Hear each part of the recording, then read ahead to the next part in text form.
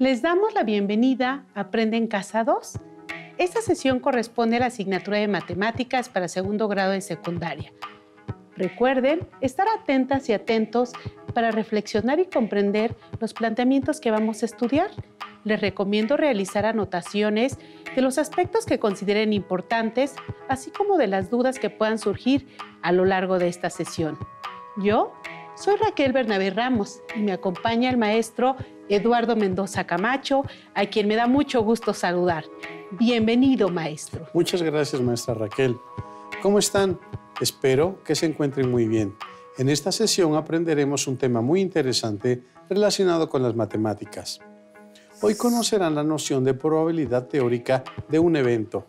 Allá en casa, recuerden que es importante participar en las actividades que les vamos a proponer a lo largo de la sesión.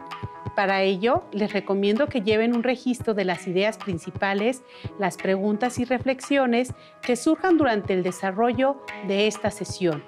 Por lo mismo, les sugerimos que tengan a la mano los siguientes materiales: su cuaderno de matemáticas u hojas blancas, un lápiz y una goma. Si tienen discapacidad visual, preparen hojas Leyer, punzón y regleta. Para iniciar, analicemos la siguiente situación. A Isabel y Alfredo, dos estudiantes de segundo de secundaria, les gusta jugar a los volados con monedas. Isabel elige una de las caras, águila, mientras que Alfredo, al no tener otra opción, se quedó con sol. Planteado lo anterior, entre Isabel y Alfredo, ¿quién piensan que puede ganar? Yo pienso que puede ganar cualquiera de los dos, porque tienen la misma posibilidad, pero les pregunto a ustedes, ¿cómo es que podemos determinarlo? Podemos darnos cuenta que, al lanzar una moneda al aire, solo tenemos dos opciones, es decir, dos resultados posibles, águila o sol. Sabemos que a todos los resultados posibles de un evento se les denomina espacio muestral. Entonces, ¿cuál es el espacio muestral del lanzamiento de una moneda? Águila y sol. En efecto, el espacio muestral del lanzamiento de una moneda es águila y sol. Y si contabilizamos cuántos son, el número total de eventos o resultados posibles son 2. Entonces, ¿cómo podemos determinar matemáticamente lo que puede ocurrir?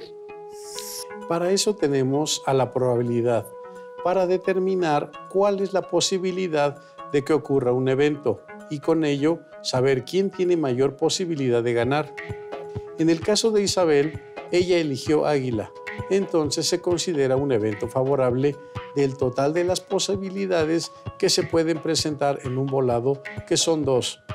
Esto, en términos matemáticos, lo representamos como 1 de 2 o como 1 entre 2 o un medio. Pero, ¿qué sucede con Alfredo?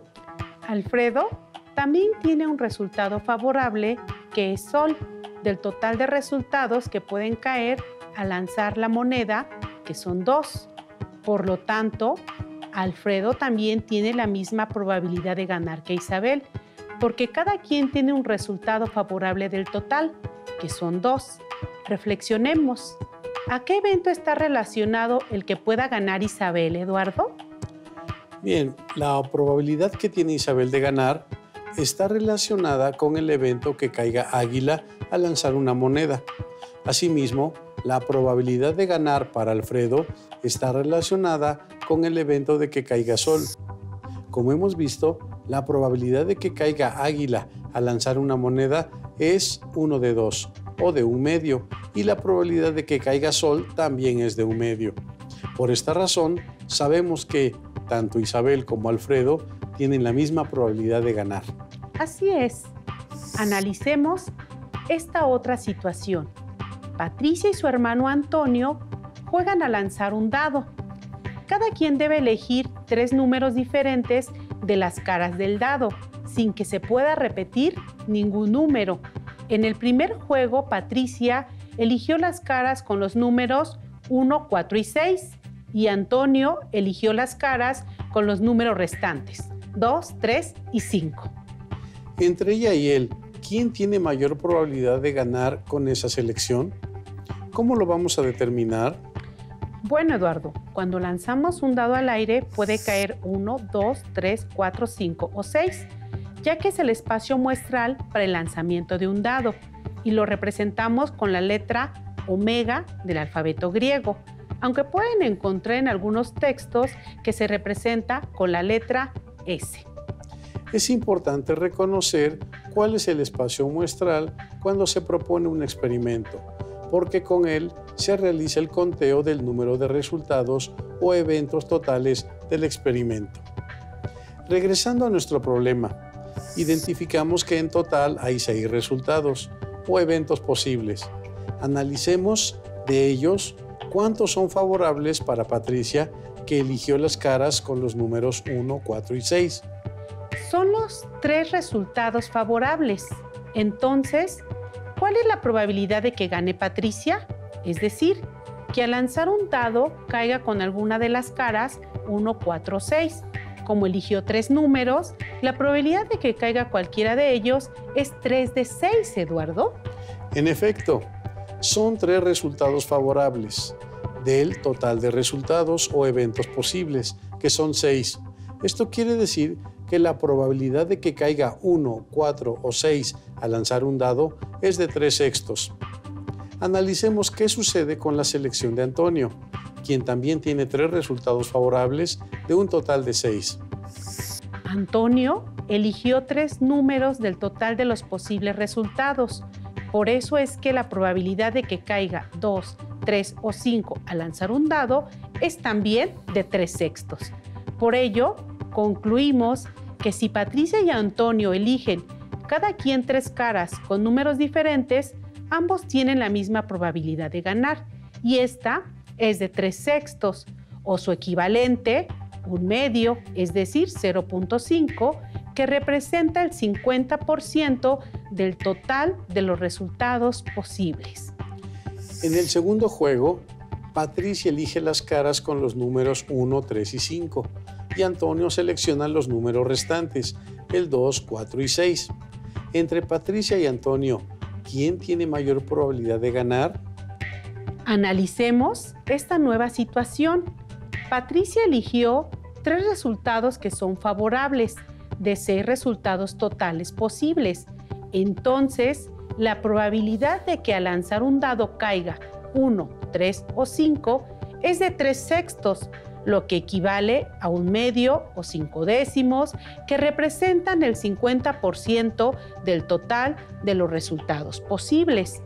Por la misma razón, Antonio, al elegir los otros 3 resultados de los 6 posibles, obtiene que la probabilidad de que al lanzar un dado caiga 2, 4 o 6 sigue siendo de 3/6, que es igual a 1/2 y a su vez a 0.5, representando al otro 50% del total de los posibles resultados.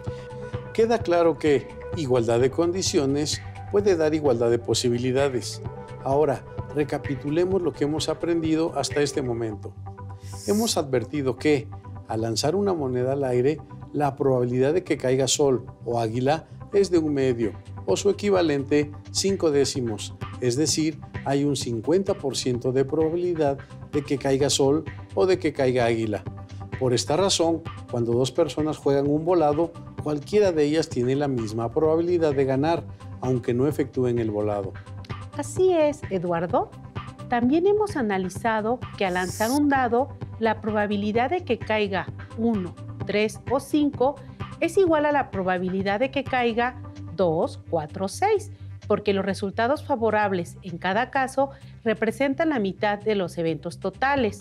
Por lo tanto, la probabilidad de que caiga 1, 3 o 5 es de 3/6, igual a 1/2 o su equivalente de 0.5, que representa el 50% del total de los resultados posibles. Esto mismo ocurre cuando calculamos la probabilidad de obtener 2, 4 o 6. Espero que haya quedado claro. Para seguir practicando, les propongo el siguiente reto a resolver en casa. Patricia y su hermano Antonio juegan a lanzar un dado. Patricia elige las caras con número par, es decir, 2, 4 y 6, mientras que Antonio seleccionó aquellas caras que tienen múltiplos de 3, es decir, 3 y 6. Determinen quién de ellos tiene mayor probabilidad de ganar y por qué. Para contestar estas preguntas, se pueden guiar resolviendo los siguientes cuestionamientos. ¿Cuál es la probabilidad de que al lanzar un dado caiga número par? ¿Y cuál es la probabilidad de que al lanzar un dado caiga un múltiplo de 3? Bien, Eduardo. Ahora analicemos esta otra situación.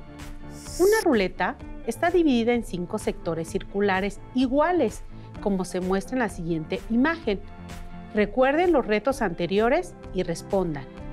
¿Cuál es la probabilidad de que al girar la ruleta el color naranja quede señalado con la flecha? Al preguntar esto a 3 estudiantes de segundo grado de secundaria, respondieron lo siguiente.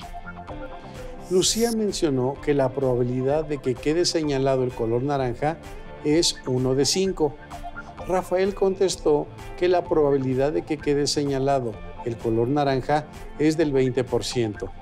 Y Sonia respondió que utilizó el ángulo central de 72 grados y lo dividió entre 360 grados. Analicemos cada uno de los razonamientos y verifiquemos quién está en lo correcto. Lucía mencionó que la probabilidad de que quede señalado el color naranja es 1 de 5, porque el área que representa el color naranja es una parte del total de las 5 partes iguales.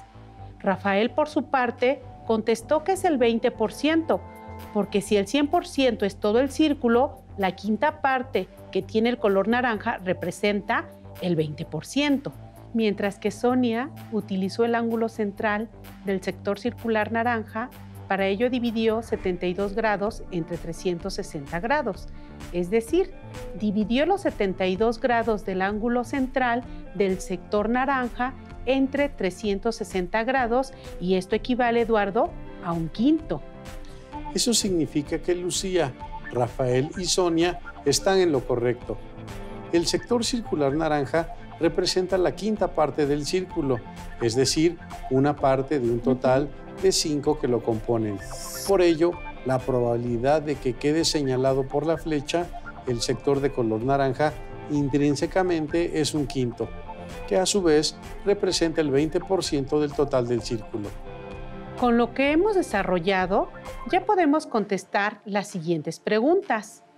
¿Cuál es la probabilidad de que al girar la ruleta quede señalado el color verde?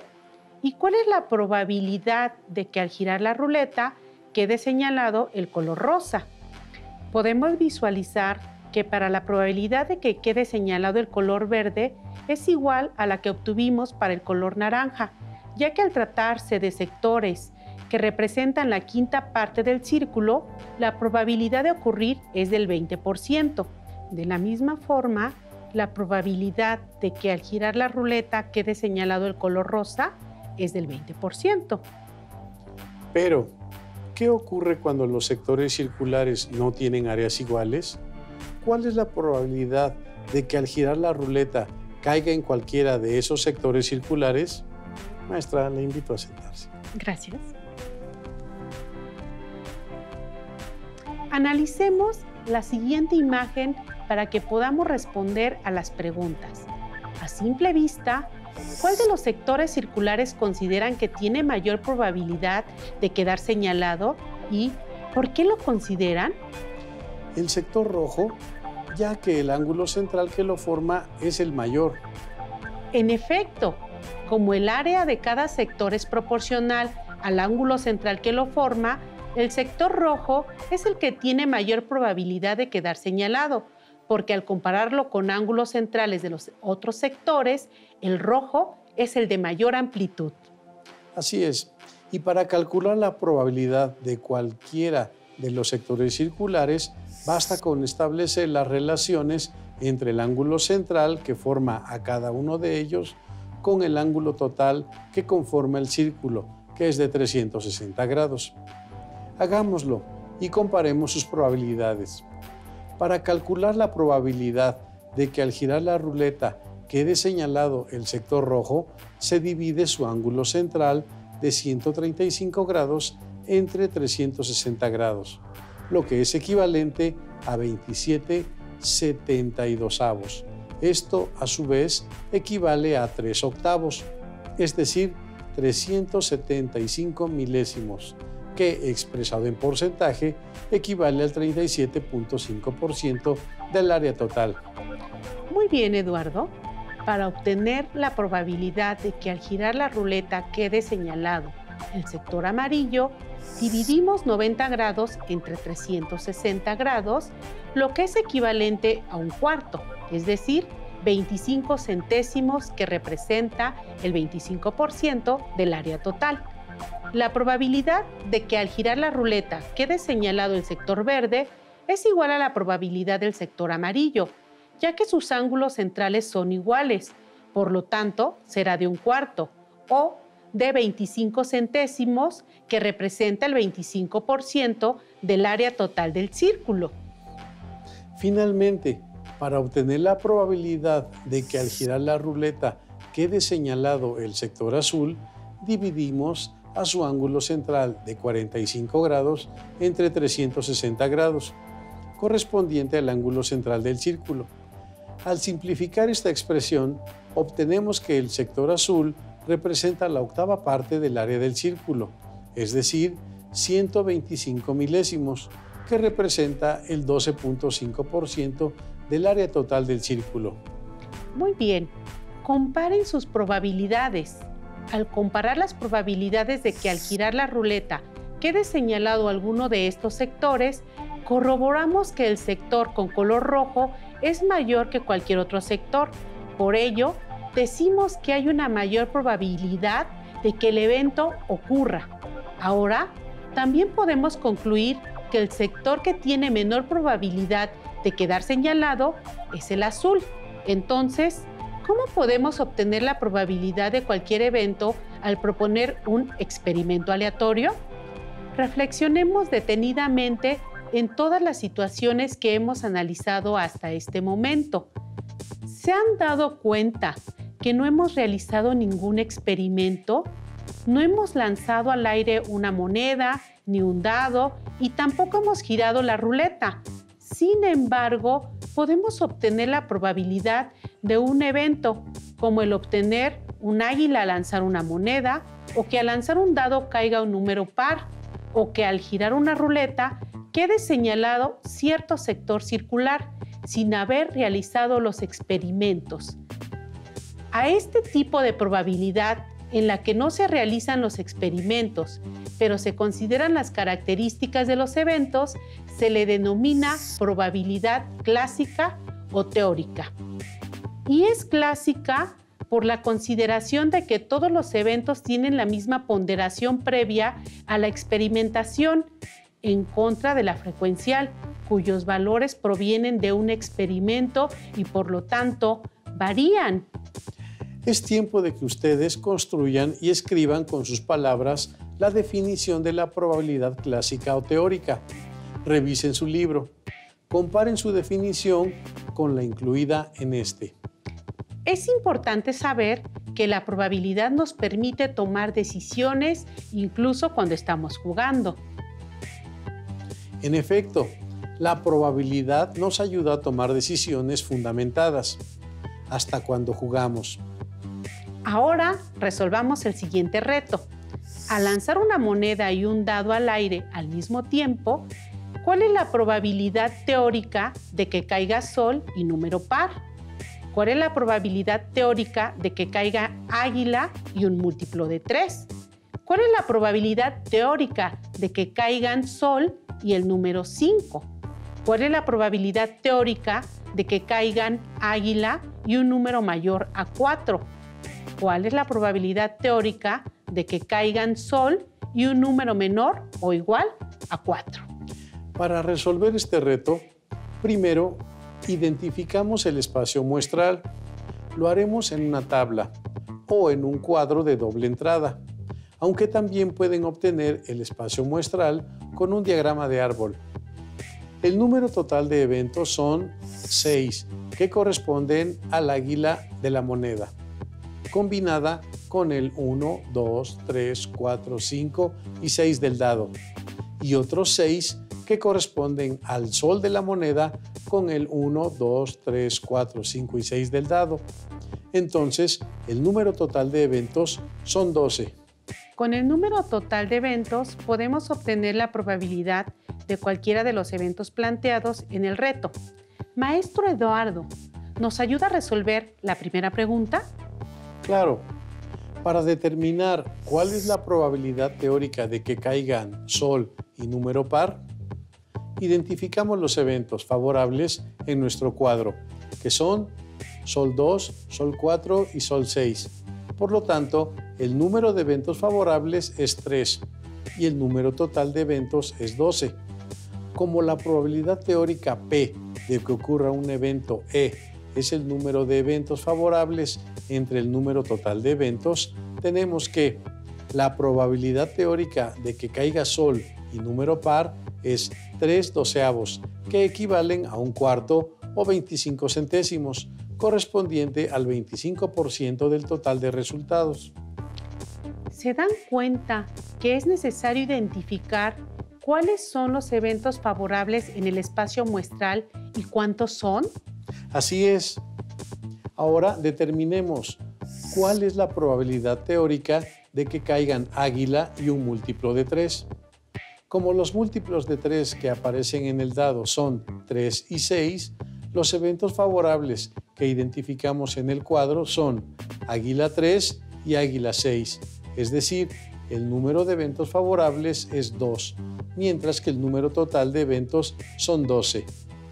Como la probabilidad teórica P de que ocurra un evento E indica el número de eventos favorables entre el número total de eventos, entonces la probabilidad de que caigan águila y un múltiplo de 3 es igual a 2 entre 12.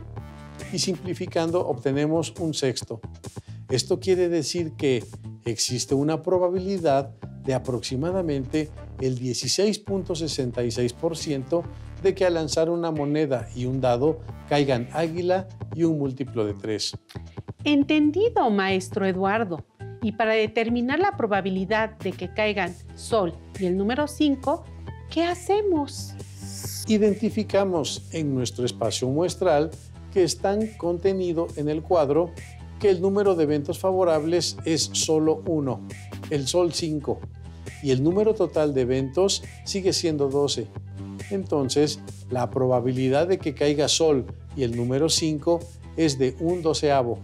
Esto implica que aproximadamente existe un 8.33% de probabilidad de que al lanzar una moneda y un dado caigan sol y el número 5. De acuerdo, maestro Eduardo. ¿Y qué hacemos para calcular la probabilidad teórica de que caigan águila y un número mayor que 4? Bueno, lo primero es reconocer los números mayores a 4 que están en el dado. Estos son 5 y 6.